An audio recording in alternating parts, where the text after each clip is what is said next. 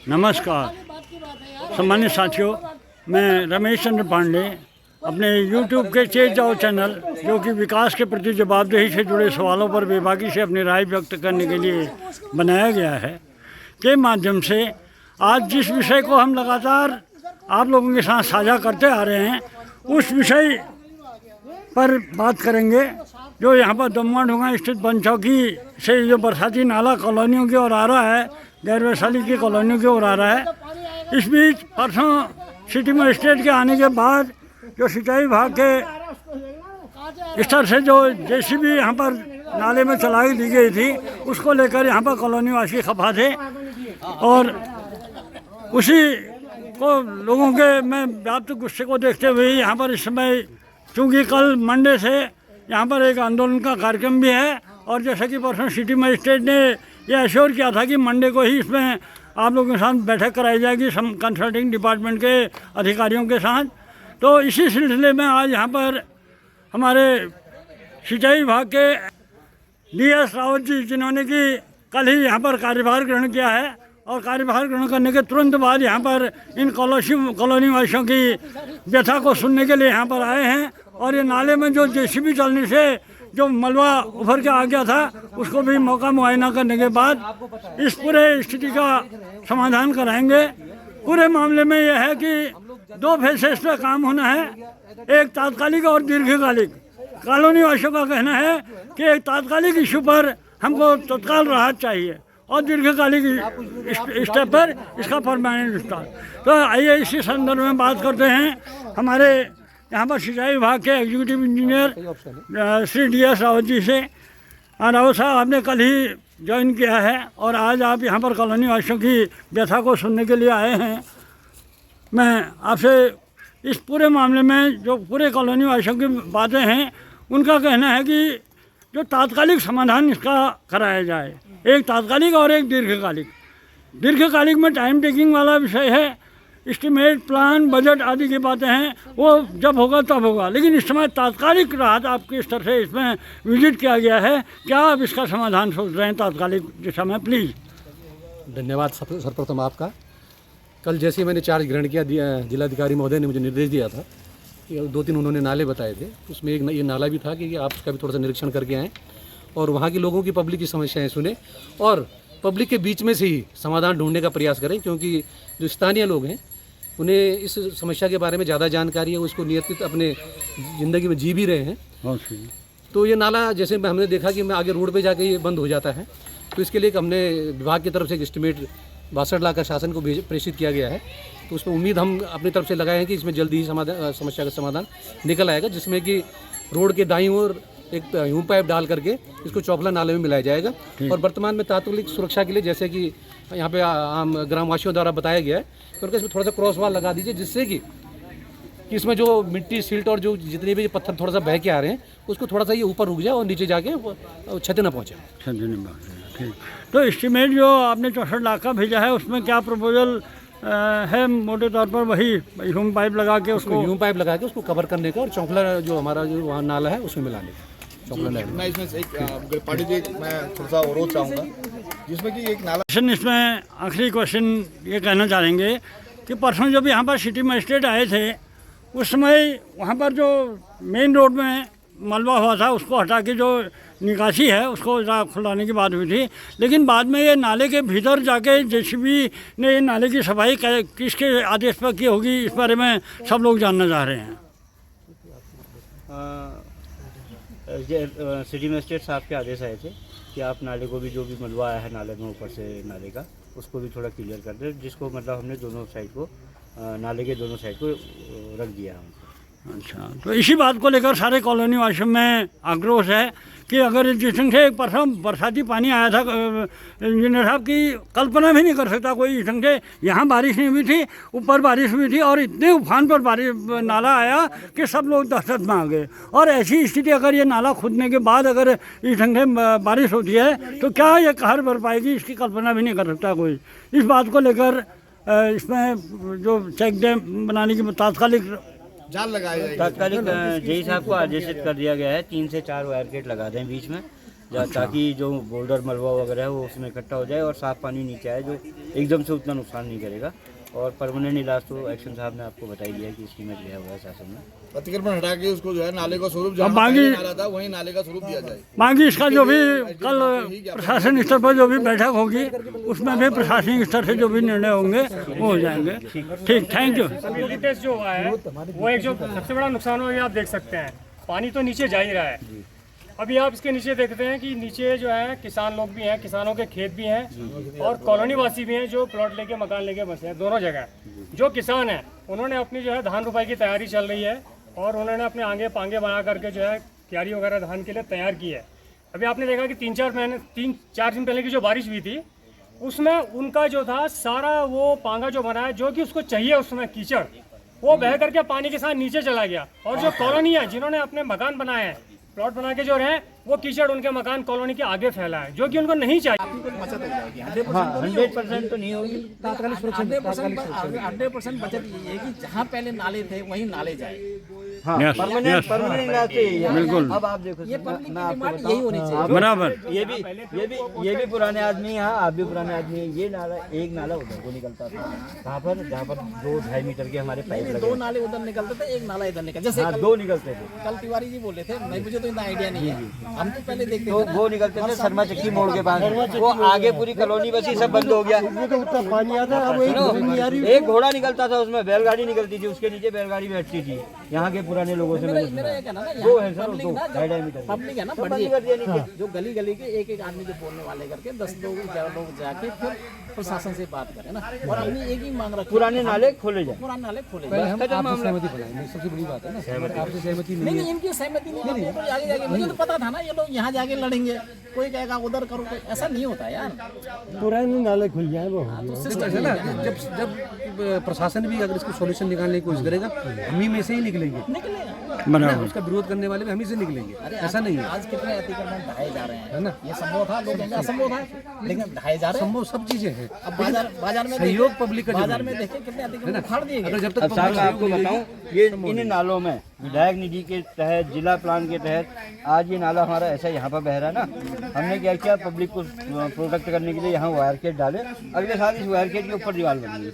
अभी हम देखें फिर उन्होंने चिट्ठी लगाई, साहब हमारा मकान खतरे में है। अगले साल हमने यहाँ वायर गेट डाल दिया, नाले की चौड़ाई कम होगी, पानी का लेवल ऊंचा हो गया। ऐसा ना, पब्लिक आज इंजीनियरिंग को नहीं समझते ना, वो तो अपने हिसाब से वो अपने हिसाब से उन्होंने कहा आज जाल लग जाए नीचे, कल को मैं मकान बनाऊँ इसके जैसे ऊपर। आप लोग करें जाला बनाएंगे, पत्थर रोकेंगे, नीचे पानी फिल्टर होगा, वहाँ से निकाल देंगे। टेम्परेरी सॉल्यूशन बढ़िया है, फिलहाल नीचे पानी जाने से उतना नहीं जाएगा। 2-3 जाल लगा देते हैं, एक यहाँ लगा देते हैं, एक वहाँ लगा देते हैं, 3 जाल लगा देते हैं। क्यों? कुछ वायर गेट लगा देते हैं, उसमें सेटिंग हो जाएगी। और वो है आपको, ये पहले ये बरसात करके फिर परमानेंट के लिए बात करें ना वहाँ जाके। हम 3-4 जाल लगा देते हैं इसमें, ताकि ये जो माल हमने उखाड़ा है, खोदा है कह रहे हो तुम लोग, वो डिपॉजिट हो जाएगा। ठीक है, हाँ, ये जो इन्होंने ऊपर डाल रखा है, हाँ, हमने खोदा है कह रहे हो जिसको आप, हमने जिसको खोदा है हम उसको मतलब यही डिपॉजिट कर देंगे। सरकारी पैसे का भी दुरुपयोग ना हो, उसका कोई परमानेंट 2-3 जाल में ऐसा कोई वो नहीं है, बहुत ज़्यादा खर्चा नहीं 2-3 साल की बात नहीं कर रहा हूँ, 2-3 साल से क्या होता है, एक बात की बात कर रहा हूँ। 60-70 लाख में इतने लोगों को पानी बच जाए तो लेकिन परमानेंट सोल्यूशन तो उसका जो हमने बना के भेजा है ना आगे शासन समय को देखते हुए वो परमानेंट उसके अलावा और कोई सोल्यूशन नहीं है। और दूसरा सोल्यूशन आपने बताया कि हमारे पुराने जो नाले हैं वो खुले जाए, और उसके लिए हम इतना सहयोग नहीं कर पाएंगे जितना प्रशासन पहला मान लिया। पहला इसी को मान लिया, पुराने नाले। तो तिवारी जी, जिस समय नहर कवरिंग हुई उस समय ये इसकी निकासी के बारे में भी ध्यान में आया। हाँ, निकासी में था उस टाइम पे, हमने जो डीपीआर बनाई थी उससे पहले की हमारी डीपीआर है, 800 करोड़ की शासन में पेंडिंग है। जैसे जैसे धन आएगा उसमें हम काम करेंगे। अच्छा, उसी समय निकासी के लिए अलग डीपीआर थी? उस टाइम पे निकासी के लिए इसकी अलग डीपीआर बनी थी। जो चीनपुर जहाँ पे ये शर्मा चक्की मोड़ है, उस जगह का भी सारा पानी लेकर के हमने सीधे भागड़ा में डालना था। अच्छा, अब ये तो सब धन समय के तो ऊपर शासन को मैं उससे बारे में बात कर लिया मैंने, वो बोल रहे हैं कि शासन जैसे पैसा रिलीज करेगा। हमको तो 10 साल लगे हैं पैसा नहीं। मैम ऐसा है ना, हम लोगों को इसके बारे में मैंने सर से बात की, माली जी से बात की, कटगलिया नहर कवरिंग जो था ना, कल शाम जो सन हमने जो 11 से यहाँ का चल रहा खनन देखा है ना, है। खनन को- और इससे पूर्व परसों यहाँ पर सिटी मजिस्ट्रेट वगैरह आए थे, जेसीबी लेके, सिंचाई विभाग के जेई वगैरह। तो उनके जाने के बाद फिर वहाँ पर बात हुई थी कि रोड में थोड़ा सा उसको जो मलबा आटा है उसको करके पानी की हल टेम्परेरी निकासी की जाए। लेकिन बाद में पता चला कि यहाँ पर एक पूरा गधेरे में जेसीबी चला दी गई। अब इस जेसीबी को यहाँ तक चलाए जाने से यहाँ के जो कॉलोनी वासी हैं वो बहुत गुस्से में हैं। ये बरसात के टाइम में इस नाले में जेसीबी चलाने से अब जब बरसाती नाला आएगा तो ये जितना खुदा हुआ मलबा है वो सीधे पूरा कॉलोनी की ओर जाए। ये स्थिति यहाँ पर बनी हुई है। पागल है कि आप ऊपर से कह रहे हैं कि ये नहीं हो रहा, वो नहीं हो रहा। मैं बता रहा हूँ आपको, ये जो आप भ्रष्टाचार कर रहे हैं इसका एक का जवाब आप इस धरती पर देकर जाएंगे। आप कैसी बातें कर रहे हैं? और क्या? अरे मानवता को तो ध्यान में रखिए। अफसर ने कह दिया, अफसर ने यूपीएससी क्वालिफाई की है, इतना पागल नहीं है वो। ये यहाँ पर सिंचाई विभाग के एग्जीक्यूटिव इंजीनियर और जैसी कोई बात लोग आए हैं और लोगों अपने इस जेसीबी से जो नाला की खुदाई हुई यहाँ पर उसके बैठने वाला है, उसकी जिम्मेदारी आपकी होगी सर। वीडियो में है आप निश्चित जानिए। मैं भी कर्मचारी हूँ, मैं भी कर्मचारी मेरी पूरी समझ है आपके परिवार के साथ अपने गुस्से का इजहार कर रहे हैं।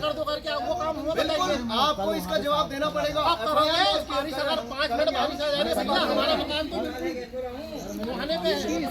ये जेसीबी से जो ये यहाँ पर खुदाई हुई है इसको लेकर यहाँ पर पूरे कॉलोनी वासी भड़क हुए हैं, क्योंकि इनका कहना है कि अगर बरसाती नाला पूरा उफान पर आता है तो जो खुदी हुई मिट्टी है पूरा उनके घरों की ओर बहकर आएगी। पहले ही बहुत दहशत में है कॉलोनी वासी और ये इस नाले में इस बरसात के समय जेसीबी यहाँ पर चलाए जाने से लोगों का गुस्सा सातवें आसमान पर है। 100 कट्टे रेता खरीद कर लगाना पड़ रहा है। देख लीजिएगा, आज नहीं आ रहा, 2 दिन बाद आइएगा और लगा हुआ मिलेगा। क्या करें हम बताइए? यहाँ पर नहीं, हम अपने घर के आगे लगा रहे हैं। रोड में क्यों लगाएंगे हम? यहाँ आप गहरा कर दो, वहाँ कट्टे लगाओ। ऐसा कैसे हो जाएगा? टेम्परेरी सॉल्यूशन नहीं है इसका सॉल्यूशन परमानेंट ही है। ये जब तक नहीं होगा।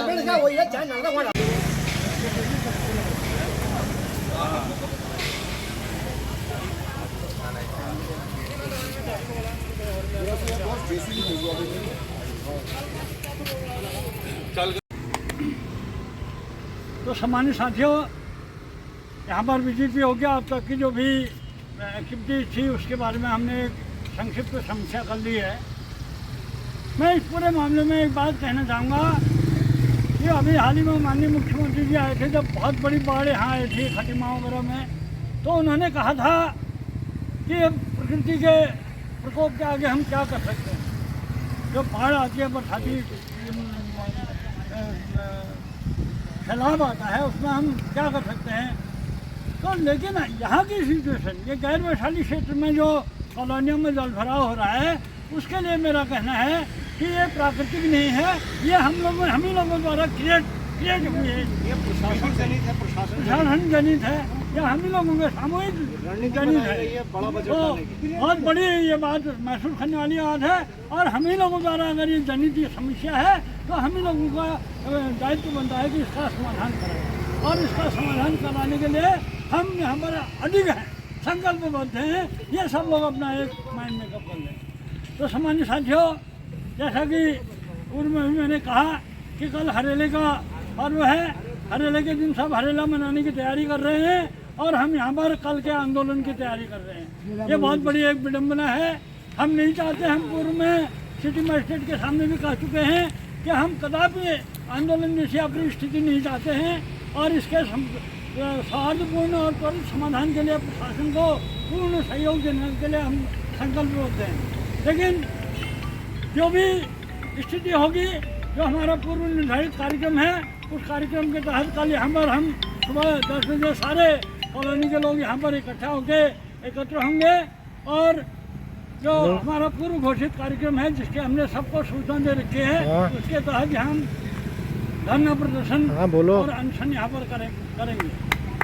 और आश्वासन दिया था कि कल सोमवार को हम इसमें आपको वार्ता के लिए बुलाएंगे कंसल्टिंग डिपार्टमेंट के अधिकारियों के साथ, तो हम वेलकम करते हैं।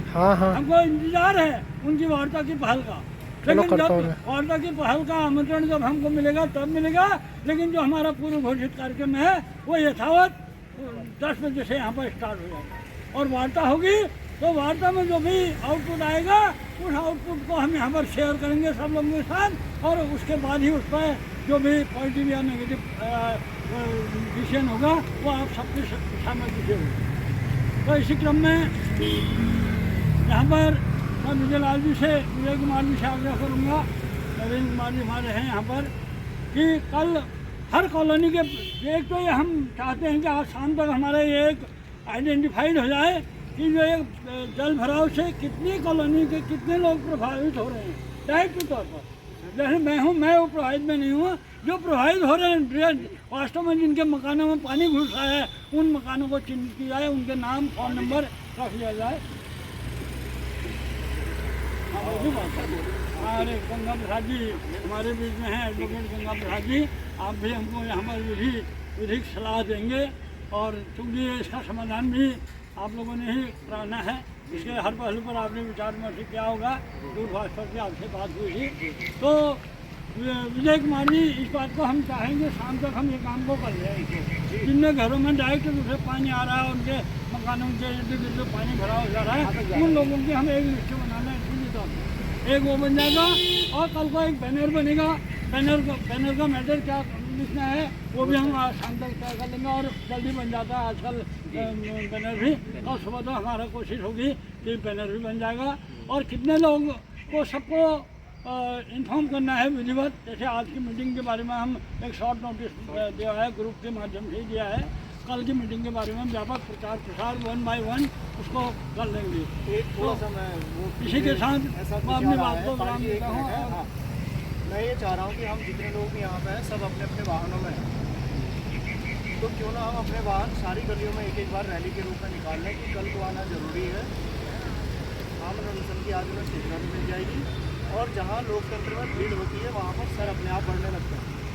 लोकतंत्र में हमें जगाना पड़ता है। मेरे ख्याल से हमें यहाँ से रैली का रूप लेकर वाहनों को एक बार जरूर सारी गलियों में जो प्रभावित गलियाँ हैं वहाँ पर प्रवेश करवाना चाहिए और आवाज़ देनी चाहिए। अगर आपका सुझाव, मेरा सुझाव आपको अगर उचित लग रहा है तो कैसा